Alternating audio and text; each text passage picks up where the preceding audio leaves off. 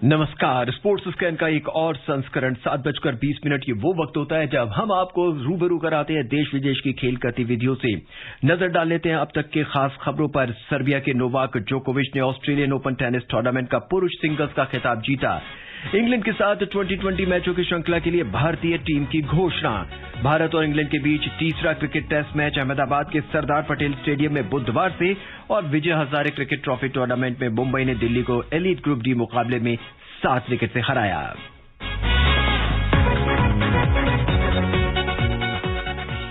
नमस्कार। Sports scan के आज के संस्करण में मैं नवीन सक्सेना और इन तमाम खबरों पर मेरे साथ चर्चा के लिए मौजूद हैं खेल विशेषज्ञ रविकांत। रवि, स्वागत है आपका। धन्यवाद। सभी श्रोताओं को मेरा नमस्कार। शुरुआत करते हैं ऑस्ट्रेलियन ओपन से। सर्बिया के नोवाक जोकोविच ने ऑस्ट्रेलियन ओपन टेनिस टूर्नामेंट का पुरुष सिंगल्स का खिताब जीत लिया है। फाइनल में शीर्ष वरीयता प्राप्त जोकोविच ने रूस के डेनियल मेदवेदेव को लगातार सेटों में 7-5, 6-2, 6-2 से पराजित किया। रवि, आज के मैच ने बिल्कुल डिसअपॉइंट किया। बिल्कुल फाइनल के स्तर का मुकाबला बिल्कुल नहीं था, क्योंकि ऐसा लग रहा था कि एक ही खिलाड़ी वहां खेल रहा है। डेनियल मेदवेदेव इससे पहले बहुत ही बेहतरीन प्रदर्शन करके आए थे।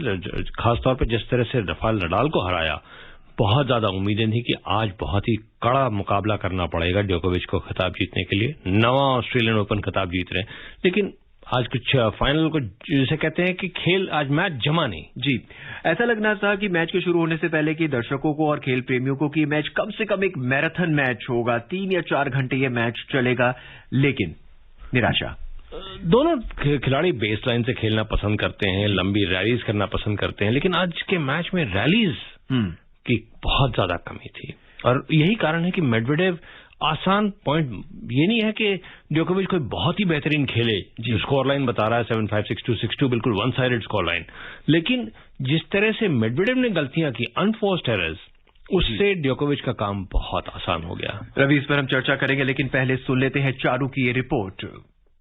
विश्व के नंबर 1 खिलाड़ी जोकोविच ने चौथी वरीयता प्राप्त मेदवेदेव को आज 1 घंटे 53 मिनट चले मुकाबले में लगातार सेटों में हराकर खिताबी हैट्रिक पूरी की। जोकोविच ने 9वीं बार ये खिताब अपने नाम किया। ये उनका 18वां ग्रैंड स्लैम खिताब है और वो स्विट्जरलैंड के रॉजर फेडरर और स्पेन के राफेल नडाल के 20 ग्रैंड स्लैम खिताब के विश्व रिकॉर्ड से 2 खिताब पीछे रह गए। जोकोविच का इस ग्रैंड स्लैम में 90% जीत का रिकॉर्ड है। उन्होंने अब तक इस टूर्नामेंट में 83 मैच खेले हैं। इसमें से 75 में उन्हें जीत और 8 मैच में हार का सामना करना पड़ा। जोकोविच आखिरी बार 2018 में एच चुंग के हाथों लगातार सेटों में हार मिली थी। जोकोविच अब तक 9 Australian open, 5 Wimbledon, 3 US open और 1 फ्रेंच ओपन टूर्नामेंट जीत चुके हैं। उन्होंने अब तक कुल 17 बार ऑस्ट्रेलियन ओपन टूर्नामेंट खेला है, जिसमें से वे सबसे ज्यादा बार चैंपियन बने। इसके बाद रॉजर फेडरर और रॉय इमर्सन ने 6 बार और आंद्रे अगासी, जैक क्रूफोर्ड और केन रोजवेल ने 4 बार ये खिताब अपने नाम किया। वर्ल्ड नंबर 1 जोकोविच अगले महीने फेडरर के सबसे ज्यादा हफ्ते पहली पोजीशन पर रहने के रिकॉर्ड तोड़ देंगे। फेडरर टेनिस करियर में कुल 310 हफ्ते नंबर 1 पर रहे,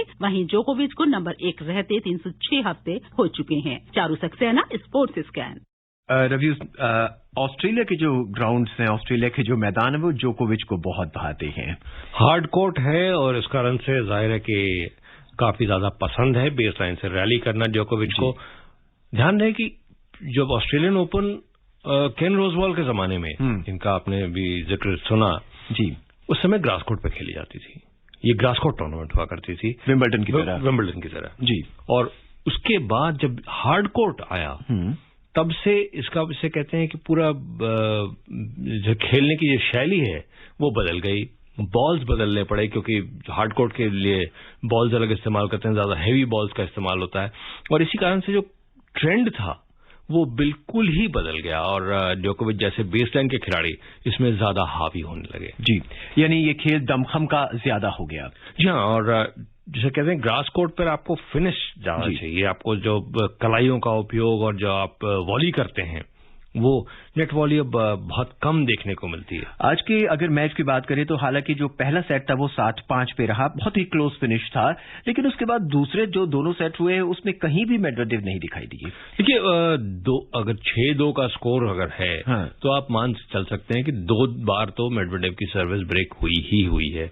और जब आप फाइनल ऐसे मुकाबले में आप सर्विस इतना आसानी से गंवा रहे हैं, तो आपको कोर्ट पर खड़े होने का मौका नहीं देंगे। और खासतौर पर जब आपके विपक्षी खिलाड़ी वर्ल्ड नंबर 1 हैं और जिस तरह से वो फॉर्म में हैं, ये दिखा रहा है कि उनके खिलाफ आपको बेहतर टेनिस खेलने की जरूरत थी। अगर रिटर्न करते, शायद मेडवेडेव इस बात को महसूस कर रहे थे कि जोकोविच का रिकॉर्ड ऑस्ट्रेलियन ओपन में इतना जबरदस्त है कि वो पहले से ही अपने आप को हारा हुआ मान कर आए थे कोर्ट पे। एक सवाल और यहाँ पे जहन में उठ रहा है, फेडरर के ना खेलने से जोकोविच को फायदा हुआ है कुछ क्या?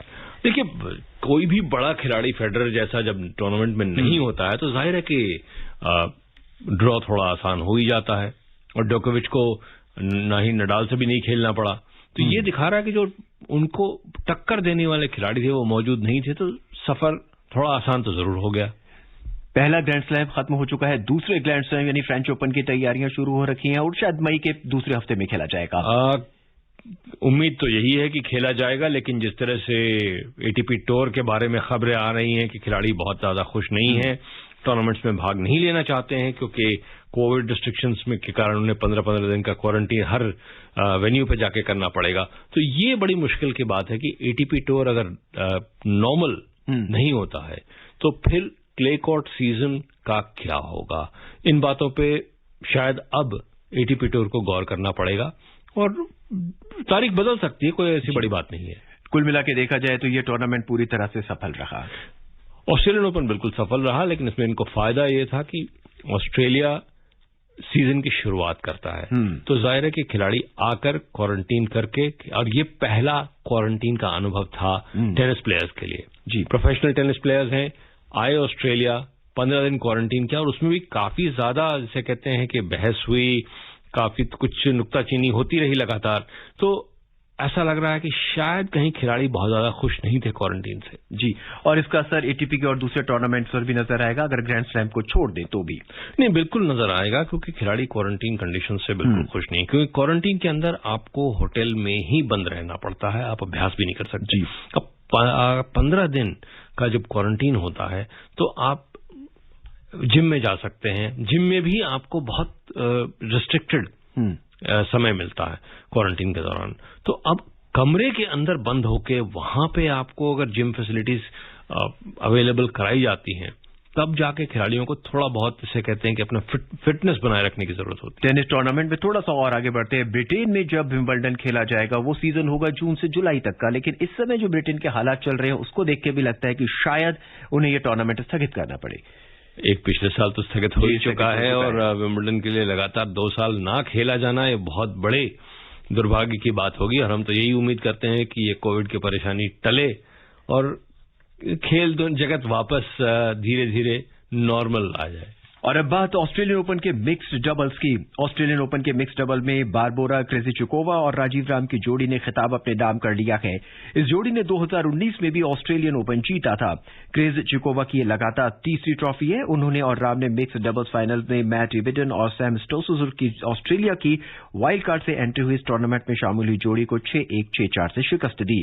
क्रेजिचकोवा ने पहला ऑस्ट्रेलियाई ओपन खिताब राम के साथ 2 साल पहले जीता था।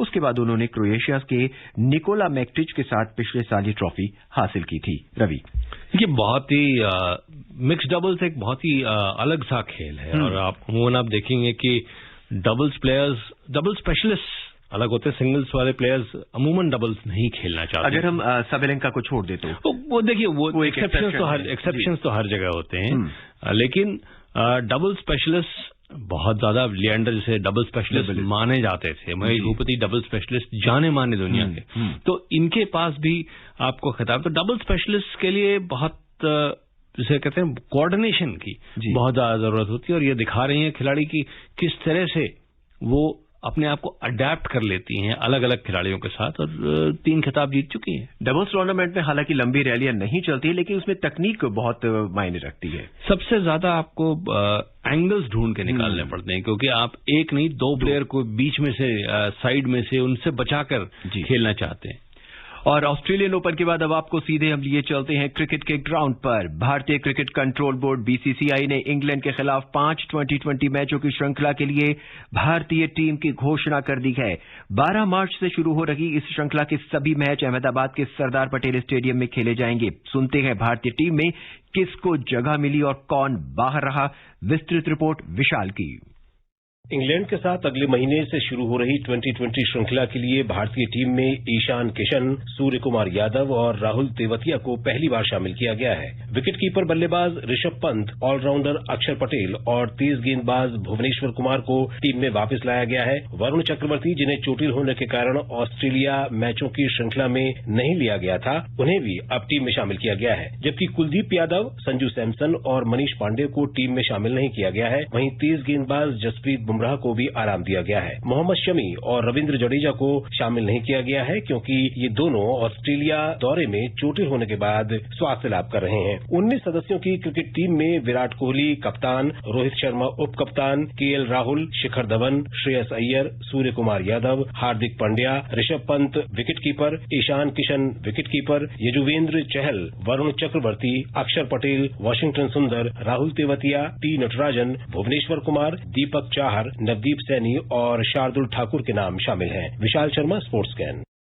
एक लंबा टूर इंग्लैंड का और एक लंबी श्रृंखला 2020 की 5 मैचों की श्रृंखला हो रही है और एक नए चेहरे हमारे को दिखाई देंगे, ईशान किशन, सूर्य कुमार यादव और राहुल तेवतिया। इनके आईपीएल परफॉर्मेंस को रिवॉर्ड मिला है। आईपीएल में उन्होंने काफी जमकर बल्लेबाजी की थी और इसमें सबसे ज्यादा से कहते हैं कि प्रभावी रहे थे सूर्य कुमार यादव। तो ये बहुत अच्छी बात है। कोविड के कारण जो क्वारंटीन रिस्ट्रिक्शंस होती हैं, इस कारण से 19 सदस्यों की टीम घोषित की गई है 5 मैचों के लिए, वरना अमूमन आप देखेंगे कि 14 या 15 खिलाड़ी मैक्सिमम। और यहां पे जो सबसे अहम बात है वो है भुवनेश्वर कुमार की फिटनेस। आईपीएल में पहले 10 दिन के अंदर ही वो चोटिल हो गए थे और उसके बाद ऑस्ट्रेलिया टूर मिस किया। तो ये सबसे अच्छी खबर है, मैं समझता हूं कि वो अब फिटनेस टेस्ट पास कर लिया है और अब यहां पे खेलने को तैयार हैं। वहीं कुलदीप यादव पर एक बार फिर तलवार गिरी है। कुलदीप यादव देखिए चाइनामैन स्पिनर हैं और चेन्नई के दूसरे टेस्ट मैच में जब वो खेले भी तो थोड़ा सा जैसे कहते हैं कि अंडर यूटिलाइज किया गया, क्योंकि जितने इफेक्टिव हो रहे थे फिंगर स्पिनर्स उतने इफेक्टिव रिस्ट स्पिनर नहीं हो पा रहे थे। और अक्षर पटेल और आर अश्विन की जोड़ी जिस तरह से कहर ढा रही थी, तो मुझे लगता है कि कप्तान तो कुछ समय के लिए भूल ही गए थे कि कुलदीप यादव भी मौजूद हैं उनके पास एक बैकअप के रूप में। रिस्ट स्पिनर्स के साथ ये मुश्किल हो जाती है और आपके पास ऑलरेडी एक रिस्ट स्पिनर है यजुवेंद्र चहल के रूप में, तो 2 रिस्ट स्पिनर्स आपको खिलाना जरा सा जोखिम भरा काम है। जी, मनीष पांडे को शामिल नहीं किया गया, इसमें थोड़ा सा कंट्रोवर्सी नजर नहीं आती क्योंकि मनीष पांडे बहुत अच्छी बैटिंग भी लगातार करते रहे हैं, उसके बावजूद भी टीम में शामिल नहीं हुए। नहीं, मनीष पांडे के साथ मुश्किल ये है कि इंटरनेशनल मौके जो मिले हैं उनको सही ढंग से बुना नहीं पाए हैं। इस कारण से युवा खिलाड़ियों को मौका दिया जा रहा है, खासतौर पर ईशान किशन और सूर्य कुमार यादव। तेवतिया एक ऑलराउंडर है और मुझे नहीं लगता कि उन्हें शुरुआती मैचों में मौका मिलेगा। अगर भारत को एक विजयी बढ़त मिल जाती है तो फिर चौथे 5वें मैच में शायद राहुल तेवतिया का नंबर आए, लेकिन उससे पहले मुझे नहीं लगता कि मौका मिलेगा। और मौका भी अगर सूर्य कुमार यादव और ईशान किशन में से किसी एक को मिलेगा। इस श्रृंखला में अक्षर पटेल की क्या भूमिका रहेगी, क्योंकि वो टीम में वापस आए हैं। अक्षर पटेल सबसे खतरनाक बॉलर साबित हो रहे हैं और जिस तरह से उन्होंने एक्यूरेट बॉलिंग की है, अब ये मुश्किल पड़ रहा है कि जडेजा अगर फिट हो जाएंगे तो फिर उन्हें टीम में लाने में थोड़ी सी दिक्कत हो सकती है। टी नटराजन, संक्षेप में, पिछले मैचों में भी वो बहुत अच्छा उन्होंने प्रदर्शन किया है। टी नटराजन डेफिनेटली बहुत ही जबरदस्त बॉलिंग कर रहे हैं और जो मौके मिल रहे हैं उनका भरपूर फायदा उठा रहे हैं। उम्मीद यही है कि यहां भी भुवनेश्वर के साथ अच्छे जोड़ी बनाएंगे। और हम अपने क्रिकेट प्रेमी श्रोताओं को बता दें कि आकाशवाणी से इन सभी मैचों का आंखों देखा हाल शाम 6:30 से एफएम रेनबो और अतिरिक्त मीटरों पर प्रसारित किया जाएगा। और अब भारत और इंग्लैंड के बीच तीसरा क्रिकेट टेस्ट मैच जो अहमदाबाद के सरदार पटेल स्टेडियम में खेला जाएगा, ये मैच 24 फरवरी से शुरू होगा। मैच दिन रात्रि का होगा। आकाशवाणी से भी इस मैच का आंखों देखा हाल दोपहर 2 बजे से प्रसारित किया जाएगा। सुनते हैं इस मैच से पहले दोनों टीमों के पूर्वाभ्यास पर नईम की रिपोर्ट। भारत और इंग्लैंड टीम पहली बार आपस में डे नाइट टेस्ट खेलेंगी। ऐसे में किसी को नहीं पता कि पिच किस तरह की होगी। 4 टेस्ट की श्रृंखला के आखिरी 2 मैच इसी मैदान पर होने हैं। भारतीय टीम ने इस मैच के लिए तैयारी शुरू कर दी है। कप्तान विराट कोहली सहित सभी खिलाड़ियों को मैदान पर अभ्यास करते हुए देखा गया। दोनों ही टीमें पिच को समझने की कोशिश कर रही हैं। बीसीसीआई के अनुसार कप्तान कोहली समेत भारतीय टीम के की प्लेयर्स उप कप्तान अजिंक्य रहाणे, रोहित शर्मा, विकेटकीपर बल्लेबाज ऋषभ पंत, तेज गेंदबाज मोहम्मद सिराज सिराज और जसप्रीत बुमराह ने मोटेरा स्टेडियम में अभ्यास किया। दोनों टीम के बीच 4 टेस्ट की सीरीज 1-1 की बराबरी पर है। पहला मैच इंग्लैंड ने 227 रन से जीता था। दूसरे टेस्ट में टीम इंडिया ने 317 रन से जीत दर्ज की थी। श्रृंखला के आखिरी 2 निर्णायक टेस्ट मोटेरा में ही होने हैं। इसके लिए दोनों ही टीमें 18 फरवरी को अहमदाबाद पहुंच गई थी। कोरोना प्रोटोकॉल के चलते दोनों ही टीमें अलग अलग समय पर प्रैक्टिस कर रही हैं। Naeem Akhtar, sports can. दिन रात्रि का मैच होगा।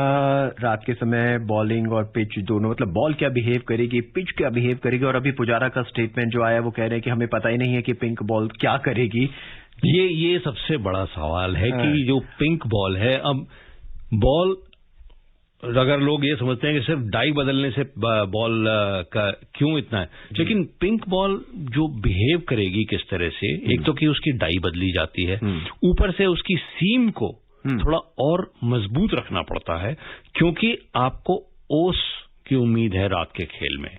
डे नाइट टेस्ट मैचेस जब होते हैं 2:30 बजे की शुरुआत है, तो शुरुआत होगी बिल्कुल ड्राई कंडीशंस में, और उसके बाद जैसे जैसे तीसरा सेशन आएगा आपका करीब 6:30 के आसपास, तो हल्की हल्की ओस की बूंदें आने लगती हैं, और ओस की बूंद का असर कितना पड़ेगा बॉल के ऊपर, ये निर्णय करेगा कि बॉल क्या बिहेव कर रही है। रवि, यहाँ पे जो फायदा होगा वो स्पिनर्स को रहेगा या तेज बॉलर्स को रहेगा? कुछ भी कहना मुमकिन नहीं है, क्योंकि सीम तो आपकी हार्ड है, एक्स्ट्रा उसको हार्ड किया जाता है, लेकिन अगर पिच पे ज्यादा ओस आ गई तो सीमर्स को फायदा होगा, लेकिन बॉल को ग्रिप करना भी उतना मुश्किल हो जाता है, क्योंकि बॉल स्लिप करती है जी, और उसमें स्पिनर्स को भी बड़ी मुश्किल हो जाती है कि आप बॉल को जब प्रॉपर्ली ग्रिप नहीं कर पा रहे हैं तो फिर आप उसको टर्न कैसे करेंगे। चेन्नई में जिस तरह से टॉस ने बहुत ही महत्वपूर्ण भूमिका निभाई थी दोनों ही मैचों के, यहां पर टॉस जीतना क्या रहेगा, पहले बैटिंग या पहले बॉलिंग? मुझे लगता है दोनों कप्तान टॉस हारना चाहेंगे, क्योंकि अभी पिंक बॉल भारतीय परिस्थितियों में किस तरह से बिहेव करेगी, ये जो गेंद है वो भारत में निर्मित है, तो ये बॉल किस तरह से बिहेव करेगी ये किसी को नहीं मालूम। क्योंकि आपको याद होगा जो ईडन गार्डन में पहला पिंक बॉल टेस्ट खेला गया था, उसमें बॉल्स इंपोर्ट की गई थी जी, लेकिन ये पहली बार है कि आपको भारत में बनी हुई बॉल्स का इस्तेमाल किया जाएगा। तो यहाँ पे कहना बड़ा मुश्किल है कि पिच किस तरह से, बॉल का बिहेवियर क्या होगा। तो इस कारण से दोनों कप्तान मुझे लगता है कि थोड़ा डिफेंसिव रहेंगे। भारतीय थिंक टैंक के पास 2 दिन है, सोमवार और मंगलवार। बुधवार से टेस्ट मैच शुरू होगा। भारतीय टीम 6+5 यानी 6 बैट्समैन 5 बॉलर के साथ खेलेगी या फिर 4 बॉलरों के साथ और 7 बैट्समैन के साथ खेलेगी? देखिए, आपके पास जब अश्विन ऐसा बल्लेबाज मौजूद है जो कि शतक लगा के आया है, तो जाहिर है कि आपकी बैटिंग में कोई कमी नहीं है। तो 5 बॉलर्स बिल्कुल होने चाहिए, क्योंकि ये टेस्ट मैच क्रिकेट है। अगर भगवान न करे कि किसी को चोट लग जाए तो आपके पास बैकअप मौजूद होने चाहिए, क्योंकि आपके पास जो बैटिंग लाइनअप है उसमें कोई पार्ट टाइम बॉलर्स भी नहीं है जी। और अब बात विजय हजारे ट्रॉफी की। Vijay Hazare cricket trophy tournament में मुंबई ने दिल्ली को एलीट ग्रुप डी मुकाबले में आज 7 विकेट से हरा दिया। मुंबई ने टॉस जीतकर पहले गेंदबाजी करने का फैसला किया। दिल्ली ने निर्धारित 50 ओवर में 7 विकेट पर 211 रन बनाए। लक्ष्य का पीछा करते हुए जवाब में मुंबई ने 32वें ओवर में 3 विकेट पर 216 रन बनाकर ये मैच जीत लिया। मुंबई की ओर से सलामी बल्लेबाज पृथ्वी शॉ ने 105 रन बनाए और सूर्य कुमार यादव ने 50 रन की पारी खेली। पृथ्वी शॉ यहां चले हैं, 105 रन बनाए हैं, और टीम में जैसे उनकी वापसी होती है, एंट्री होती है, वो वहां पे धाराशायी हो जाती है। यही मुश्किल है कि इंटरनेशनल लेवल पर जाके आप अगर परफॉर्म नहीं कर पाते हैं तो डोमेस्टिक में आप कितना भी अच्छा खेल लें, आप हमेशा वो ऑल्सो रैन की कैटेगरी में ही रहेंगे। और यही मुश्किल अभी पृथ्वी शॉ के साथ हो गई है कि उनको मौके मिले ऑस्ट्रेलिया में, उनमें वो परफॉर्म कर नहीं पाए, और अब बहुत ज्यादा मुश्किलें हैं उनके लिए कि वापसी करना, क्योंकि इतने ज्यादा युवा खिलाड़ी मौजूद हैं, वो बड़ा मुश्किल हो रही है। चलते चलते हम आपको बता दें, श्रीलंका 3 मैचों की 1 दिवसीय श्रृंखला के लिए मई में बांग्लादेश का दौरा करेगी। और आईएसएल फुटबॉल टूर्नामेंट में इस समय केरला ब्लास्टर्स का मुकाबला चेन्नई एफसी से हो रहा है। इससे पहले आज खेले गए एक अन्य मुकाबले में गोवा ने बेंगलुरु को 2-1 से हरा दिया। ये थी वो तमाम खबरें जिन पर आज हमने चर्चा की, और हमारे साथ मौजूद थे खेल विशेषज्ञ रविकांत। बहुत बहुत धन्यवाद। नजर अब तक की खास खबरों पर। सर्बिया के नोवाक जोकोविच ने ऑस्ट्रेलियन ओपन टेनिस टूर्नामेंट में पुरुष सिंगल्स का खिताब जीता। इंग्लैंड के साथ 2020 श्रृंखला के लिए भारतीय टीम की घोषणा, और भारत और इंग्लैंड के बीच तीसरा क्रिकेट टेस्ट मैच अहमदाबाद में बुधवार से। आज के इस अंक में बस इतना ही। मुझे यानी नवीन को दे इजाजत। नमस्कार।